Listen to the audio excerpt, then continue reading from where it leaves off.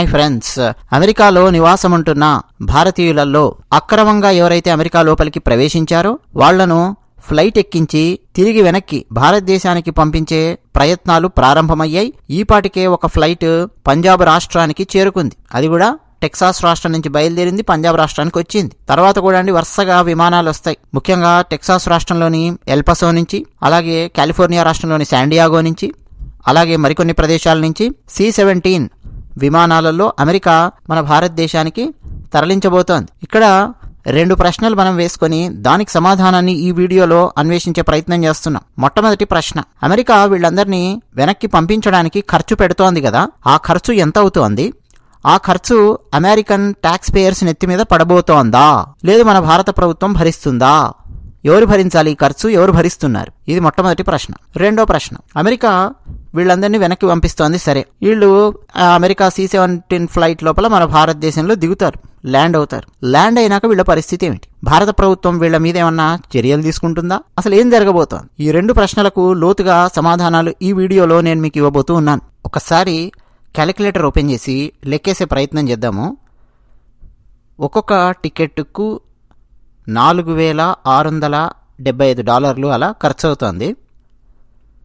So ఈరోజు American dollar ధర 87.35 rupees. Okay, ఒక్కొక్క అమెరికన్ డాలర్కు $87.35 వస్తాయి. మల్టిప్లై చేయండి, చేస్తే రూపాయలలోకి మారిస్తే ఒక్కొక్క టికెట్ ధర $4,08,361.25 పడుతోంది. ఓకే, సో మన ఈజీ లెక్క కోసము దీన్ని 4 లక్షలు అని చెప్పి వేసుకుందాం. ఓకే, 4 లక్షలు. సో ఒక్కొక్క టికెట్ ఆన్ అన్ యావరేజ్ 4 లక్షల రూపాయలు పడుతోంది. అలా ఎంతమందిని పంపించబోతూ ఉన్నారు? 17,800 మంది అలా పంపించబోతున్నారు. సరే, రౌండ్ ఫిగర్ 18,000 వేసుకోండి. ఓకే, సో 720 కోట్ల రూపాయలు, 720 crores అండి. సో ఈ 720 కోట్ల రూపాయల డబ్బు ఎవరు ఖర్చు పెట్టబోతూ ఉన్నారు? ఇది ప్రశ్న. ఎందుకు అనంటే అమెరికన్స్ నెత్తి మీద పడబోతోందా ఈ ఖర్చు? అమెరికన్ ట్యాక్స్ పేయర్స్ నెత్తి మీద పడబోతోందా, లేకపోతే ఇండియన్ గవర్నమెంట్ మీద పడబోతోందా అన్న ప్రశ్న వేసుకుంటే డైరెక్ట్ ఆన్సర్ భారత ప్రభుత్వం భరించాల్సినటువంటి అవసరం ఉంటుంది. అమెరికన్ ట్యాక్స్ పేయర్స్ నెత్తి మీద ఈ డబ్బు పడదు. ఎందుకని? మన భారతదేశానికి అమెరికాకు మధ్య ద్వైపాక్షిక ఒడంబడిక ఒకటి ఉంది. దీనికి సంబంధించి ఎవరైనా సరే భారతదేశానికి చెందినటువంటి వాళ్ళు అక్రమంగా అమెరికా లోపలికి ప్రవేశిస్తే వాళ్లను అమెరికా వెనక్కి గెంటేస్తే ఆ గెంటేయడానికి కావాల్సిన టికెట్ ఖర్చులు మొత్తం భారత ప్రభుత్వమే పెట్టుకోవాల్సిన అవసరం ఉంటుంది అని ఇదివరలో పాత ఒడంబడిక ఉందన్నమాట. సో ఆబ్వియస్గా ఇప్పుడు అమెరికా ఒక్కొక్కరిని $4,675 ఖర్చు పెట్టి వెనక్కి పంపిస్తోంది కదా. సో అట్లా 18,000 మందిని పంపించాలంటే ఈ 720 కోట్ల రూపాయలు ఖర్చు మొత్తము తడిసి మోపెడై మన భారత ప్రభుత్వం మీదే పడుతుంది. అంటే మన ఇండియన్ ట్యాక్స్ పేయర్స్ మీద పడబోతోంది. అంటే దాని అర్థం ఏంటి? మన భారతదేశంలో ఉన్నటువంటి కొంతమంది వీసా అయిపోయిన తర్వాత కూడా అమెరికాలో ఉండి అక్రమంగా అక్కడే స్థిర నివాసం ఏర్పాటు చేసుకొని అక్కడే సంపాదించుకుంటూ ఇట్లాంటి వెధవ పనులు చేస్తూ ఉంటే, అలాగే కొంతమంది డంకీ జంపింగ్ అంటాం, రకరకాల మార్గాల గుండా అమెరికా లోపలికి ప్రవేశిస్తూ ఉంటే మొత్తం దాని ఖర్చంతా భరించాల్సింది ఎవరు అని అంటే మనమే అండి, భారతీయులం భరించాలి. సో ఓవరాల్గా ఇక్కడ మనకు అర్థం కావాల్సింది ఏంటి? మనం అమెరికా లోపలికి అక్రమంగా ప్రవేశించే వాళ్ళని ఎవరిని కూడా, భారతీయుల్ని ఎవరినైనా సరే, బట్ మనం భారతీయులం కాబట్టి భారతీయుల గురించి మాట్లాడుతున్నాం, సమర్థించాల్సిన అవసరం లేదండి. ఎట్టి పరిస్థితుల్లో సమర్థించొద్దు, ఎట్టి పరిస్థితుల్లో జాలి చూపించాల్సిన అవసరం లేదు. అయ్యో పాపం ఏం కష్టం వచ్చిందో, అయ్యో పాపం భారతదేశంలో బతకలేక వాళ్ళు అమెరికాకి వెళ్ళారేమో, ఇటువంటి పిచ్చ పిచ్చ జాలి మనం చూపించాల్సిన అవసరం లేదు. స్ట్రైట్ ఫార్వర్డ్గా వీసా తీసుకొని నువ్వు అమెరికా లోపలికి ప్రవేశించగలిగే అవకాశం ఉంటే అలా వెళ్ళి నువ్వేమైనా పని చేస్తే ఒక అర్థం పర్థం ఉంది. సో ఇప్పుడు మొత్తం మన భారత ప్రభుత్వం భరించాల్సినటువంటి పరిస్థితి వచ్చింది. ఇది పాయింట్ నెంబర్ 1.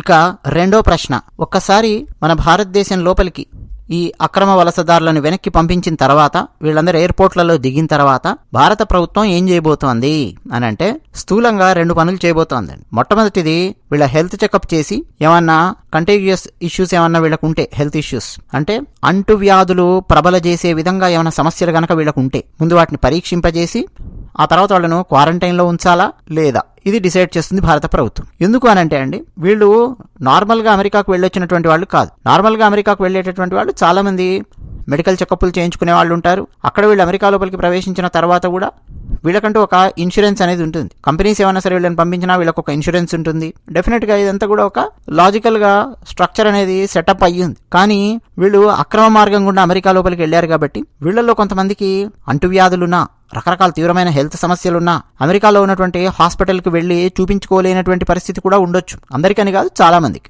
లేదు, వీళ్ళు అమెరికా లోపల కూడా భయంకరమైనటువంటి పరిస్థితుల్లో 10 మంది, 15 మంది, 20 మంది బేస్మెంట్లలో ఉండడాలు, ఇటువంటి పనులు కూడా చేయొచ్చు కదా. అక్కడ ఏమైనా సరే అంటువ్యాధులు కనుక ఏమైనా వచ్చాయనుకోండి, అప్పుడు ఏమవుతుంది, భారతదేశం లోపలికి వీళ్ళు వచ్చాక ఆ సమస్య వీళ్ళ చుట్టుపక్కల వాళ్ళకి వస్తుంది. అందుకని చెప్పి ఫస్ట్ హెల్త్ చెకప్స్ చేయబోతూ ఉన్నారు. దాన్ని బట్టి క్వారంటైన్ పంపించాలా లేదా డిసైడ్ చేస్తారు. Once it is done, next step భారత ప్రభుత్వం చేయబోతోంది. ఏంటి అంటే వీళ్ళందరినీ ఇంట్రాగేట్ చేస్తారు. ఆ ఇంట్రాగేషన్ తర్వాత ఇన్వెస్టిగేషన్స్ కు లీడ్ అవ్వబోతోంది. ఏం ఇంట్రాగేషన్ చేస్తారు? ఫస్ట్ వీళ్ళని కూర్చోబెట్టి, ఏది జస్ట్ ఎవరో పోలీసులు కాదు ఇంట్రాగేట్ చేసేది, మన భారత ప్రభుత్వం నుంచి, ముఖ్యంగా కేంద్ర ప్రభుత్వం నుంచి అసైన్ అయినటువంటి వాళ్ళు, మామూలుగా పాస్పోర్ట్ ఆఫీసులలో కూడా కేంద్ర ప్రభుత్వ రంగానికి సంబంధించినటువంటి వాళ్ళు అందరూ ఉంటారు అక్కడ పాస్పోర్ట్ ఆఫీసుల్లో కూడా. ఆ స్థాయి ఆఫీసర్స్, అలాగే వాళ్లకు తోడుగా అవసరమైతే కొంతమంది సిబిఐ నిపుణులు కూడా కొంతమంది ఉంటారు. ఎందుకంటే ప్రశ్నించడంలో వాళ్ళు నైపుణ్యం కలిగి ఉంటారు సిబిఐ వాళ్ళు. ఇట్లా కొంతమందిని ఒక టీం లాగా ఫామ్ చేసి, అలాగే ఎయిర్పోర్ట్ అథారిటీస్ కూడా ఉంటారు. వాళ్ళకు కూడా ఈ రోస్టింగ్ చేయడం అనేది బాగా అలవాటు ఉంటుంది. వాళ్ళని ఇట్లా రకరకాలుగా ఒక టీంని ఫామ్ చేసి వాళ్ళ ముందు వీళ్ళని ఒక్కొక్కరిని కూర్చోబెడతారు. ఇప్పుడు ఇంట్రాగేషన్ ఉంటుంది. అసలు నువ్వు ఏ వీసా మీద వెళ్ళావు, లేదా అసలు నీకు వీసా ఏది లేకుండా వెళ్ళావా, పోనీ విజిటింగ్ వీసా మీద వెళ్ళి అక్కడే ఎక్స్పైర్ అయిన తర్వాత అక్కడే కంటిన్యూ చేసావా, లేదు ఏ వీసా కూడా లేకుండా నువ్వు ఏ మెక్సికో మార్గం గుండానో, కెనడా మార్గం గుండానో, లేదు సముద్ర జలాల గుండా అక్కడ ఫ్లోరిడా నుంచి లోపలికి ఎగ్జిట్ తీసుకున్నావా, అమెరికాలోకి ఎంట్రీ తీసుకున్నావా, ఎట్లా వెళ్ళావు, ఫస్ట్ ఇవన్నీ కనుక్కుంటారు. ఈ కనుక్కునేటప్పుడు ఇంట్రాగేషన్లో అధికారులు ముఖ్యంగా వీళ్ళని ఎవరైనా సరే కన్సల్టెంట్స్ అమెరికా లోపలికి ప్రవేశపెట్టడానికి సహాయం చేశారా, చేస్తే ఏ కన్సల్టెంట్స్ సహాయం చేశారు, ఎవడెవడు సహాయం చేశాడు, ఇండియాలో ఉన్న కన్సల్టెంట్సా, అమెరికాలో ఉన్న వాళ్ళ, మెక్సికోలో ఉన్న వాళ్ళ, కెనడాలో ఉన్న వాళ్ళ, ఎవరా కన్సల్టెంట్స్ బ్యాచ్లు, వాళ్ళు మీకు ఇచ్చిన సలహాలు ఏమిటి, ఎట్లా మిమ్మల్ని అమెరికా లోపలికి ప్రవేశపెట్టారు, ఏ మార్గాల గుండా ప్రవేశపెట్టారు, ఇవన్నీ అని మొత్తం ఇంట్రాగేట్ చేసి ఇన్ఫర్మేషన్ బయటికి తీస్తారు. తీసిన తర్వాత ఆ ఇన్ఫర్మేషన్ ని మొత్తం కన్సాలిడేట్ చేసుకుని నెక్స్ట్ ఇంట్రాగేషన్స్ తర్వాత ఇన్వెస్టిగేషన్ అనేది మొదలవుతుంది. ఏంటి ఇన్వెస్టిగేషన్? మానవ అక్రమ రవాణా అనేది చాలా చాలా పెద్ద సమస్య అండి అంతర్జాతీయంగా. దానికి సంబంధించి అంతర్జాతీయ నియమ నిబంధనలు, చట్టాలు చాలా ఉన్నాయి. మన భారతదేశంలో కూడా చాలా సీరియస్ చట్టాలు ఉన్నాయి. సో ఏ కన్సల్టెంట్స్ అయితే ఎవడెవడైతే వీళ్ళని అక్రమంగా అమెరికా లోపలికి ప్రవేశపెట్టడానికి ప్రయత్నం చేశారో నెక్స్ట్ వాళ్ళ మీద పడుతుంది భారత ప్రభుత్వం. నాకు తెలిసి ఈ లోపల వాళ్ళలో చాలా మంది తట్టాబుట్టా సరదేసి ఉంటారు. వాళ్ళ కన్సల్టెంట్స్ మూసేసుకొని ఎక్కడో గాయబై ఉంటారు, లేకపోతే ఏ అండర్ గ్రౌండ్గా వెళ్ళిపోయి ఉంటారు. బట్ స్టిల్ భారత ప్రభుత్వం వాళ్ళందరినీ కనిపెట్టే ప్రయత్నం చేస్తుంది. వాళ్ళ బ్యాంక్ అకౌంట్స్ సీజ్ చేసే ప్రయత్నం చేస్తుంది.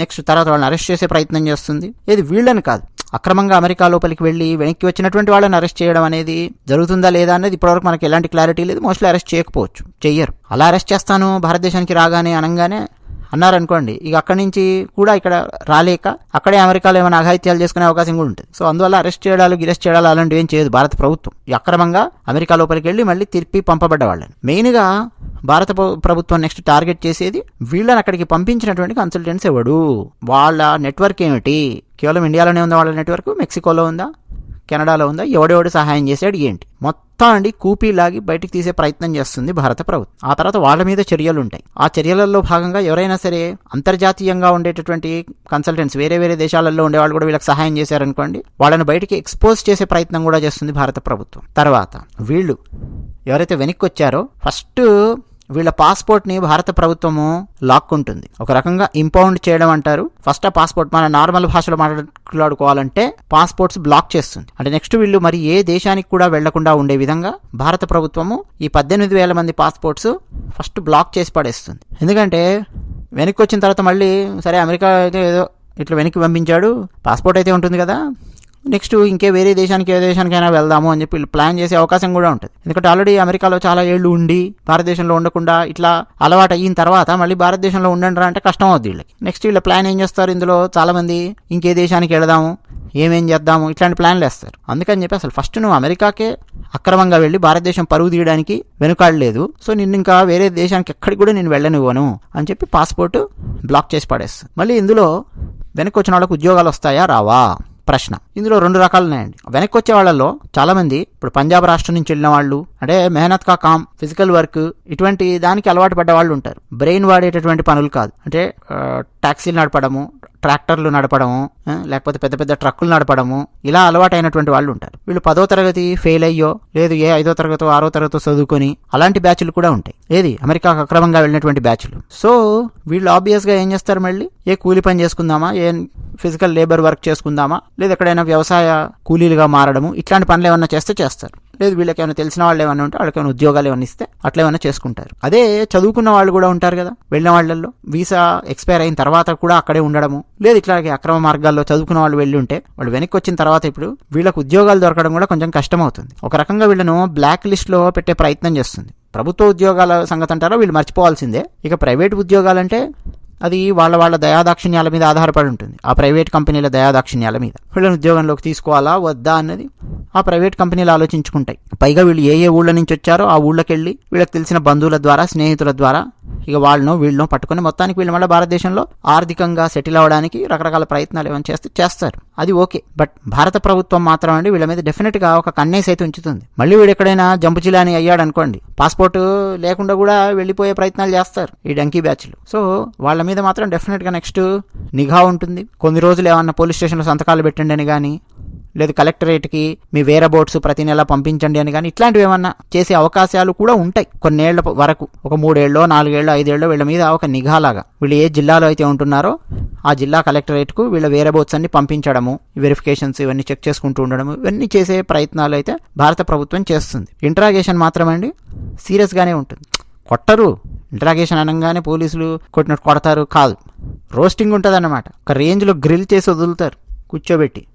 ఎక్కడున్నావు, ఏం చేసావు, అక్కడెవడు సాయం చేశాడు అమెరికాలో, వీళ్ళు చెప్పేటటువంటి ఇన్ఫర్మేషన్తో. ఎందుకంటే 18,000 మంది రాబోతున్నారు కదా, కొంతమంది కొంత ఇన్ఫర్మేషన్ చెప్పొచ్చు, కొంతమంది మొత్తం చెప్పొచ్చు, కొంతమంది పక్కదారి పట్టించవచ్చు, కొంతమంది సగం ఇన్ఫర్మేషన్ చెప్పొచ్చు. సో ఆ మొత్తం ఇన్ఫర్మేషన్ని కన్సాలిడేట్ చేసుకుంటూ ఒక్కొక్క సాక్ష్యాధారాన్ని పరిశీలించుకుంటూ భారత ప్రభుత్వం నెక్స్ట్ మాత్రమే అండి డోర్స్ క్లోజ్ చేయడానికి ఏమేం చర్యలు తీసుకోవాలో అన్ని చర్యలు కూడా తీసుకునే ప్రయత్నం చేస్తుంది. అది మాత్రం జరగబోతోంది, అది నిజం. మరి మీ అభిప్రాయాలు కామెంట్ సెక్షన్లో రాయండి. ధన్యవాదాలు.